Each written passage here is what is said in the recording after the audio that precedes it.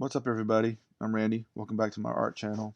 I have a really great story for you today from my days back in college about overcoming fear of failure, and how I use that to my advantage even to this day in painting. Before we get started, I thought you might enjoy some of this footage I shot of some robins flocking to our holly trees in our backyard this week.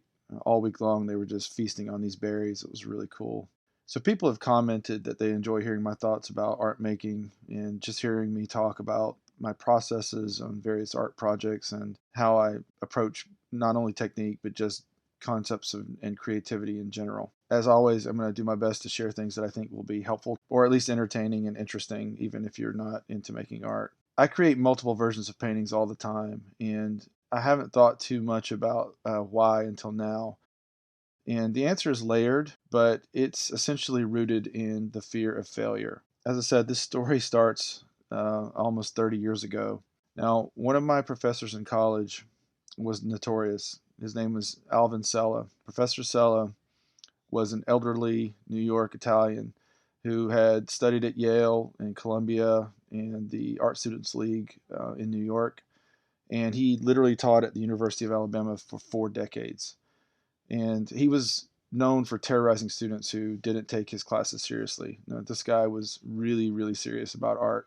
I'd heard stories of him even ripping up students' artwork and even throwing paintings off the third floor balcony outside the classroom. He sounds like a nightmare, and he was for some, for sure. He had made people cry before, but frankly, I loved him. I saw him as someone who took art seriously as I did. Well, obviously more seriously than I did, and I certainly respected his opinion. At any rate, in my first class with this professor, I was very doubtful if I even belonged in art school. I would have been doubtful regardless of his reputation. His reputation certainly made the pressure worse. And so in my first class, on my first project, I ended up doing double work. I basically did two pieces and turned in both of them. I did two drawings because I was afraid my first concept wasn't good enough.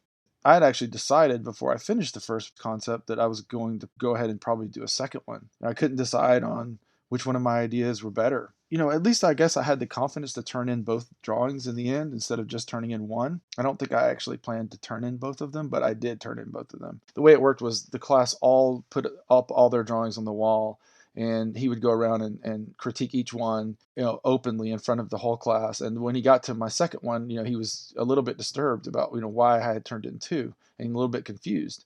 He went through all the rest of the drawings, and then he came back to mine, and he asked me in front of the class, which one of these drawings do I want to keep? And I picked one. He said, you got an A on both, which thrilled me, especially in front of the whole class. I was excited. And then he took the second drawing that I didn't choose, and he proceeded to rip it up in front of the whole class and use it to demonstrate our second class project, which was going to be collage. And while most people might be disturbed by this, I was so happy that I had done well, and it was somehow incredibly freeing. I got to keep one of my drawings. I got to choose which one I wanted to keep, and he got to use my artwork to demonstrate the next project in the class. So it was like destroyed in the name of art, and for whatever reason, I thought it was great. It was incredibly cathartic. So what did I learn from that? Well, I learned a lot of things. I mean, I got confidence, frankly, for being able to perform well. I learned that both of my ideas would have been fine. Both approaches worked. I executed them well. He didn't even know who I was, frankly. And so it was judged in his eyes for what it was. And at any rate, it was deemed valid. And it also taught me that, it's okay to have more than one idea, and it's okay to explore more than one idea. And so, I've seen other artists do this later, and I think that it's just something that happens. I think a lot of artists approach work this way, or can approach work this way, but I've struggled with it over the years. I have this understanding that artists have style, and they have a very strong, and confident position, and so they just pick, the single idea, and then they just create. And I'm not sure that's exactly true, but for me, it's definitely not true. I think that, that happens sometimes, but for most times when I go into these things, especially with abstract art, I approach it in a much more open way. I want to have two or three concepts going at the same time. They all may be related, they all may be very similar, but I want to be able to sort of play with the idea and pick and choose and mix pieces of each one, almost very freeform and borrow from one another to see what I can come up with. And I also like the idea that, in the end, I can throw one of these away or all of them away, frankly, but, definitely knowing that some of them are probably going to turn out better than others. And that's okay. And it gives me that freedom to make mistakes and treat mistakes truly as an opportunity to learn and not like this, it's going to be the end of the world if this painting doesn't turn out.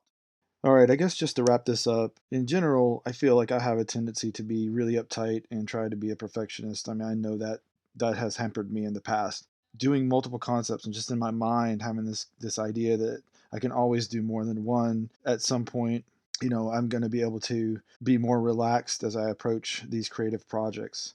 I really hope this stuff is helpful to you all. I could certainly go more in depth in stories like these. I have a million stories like this that sort of stick in my mind. If anyone is interested, let me know what you guys are interested in hearing about, what kind of struggles and challenges you have, and I'll help as much as I can with my own experiences.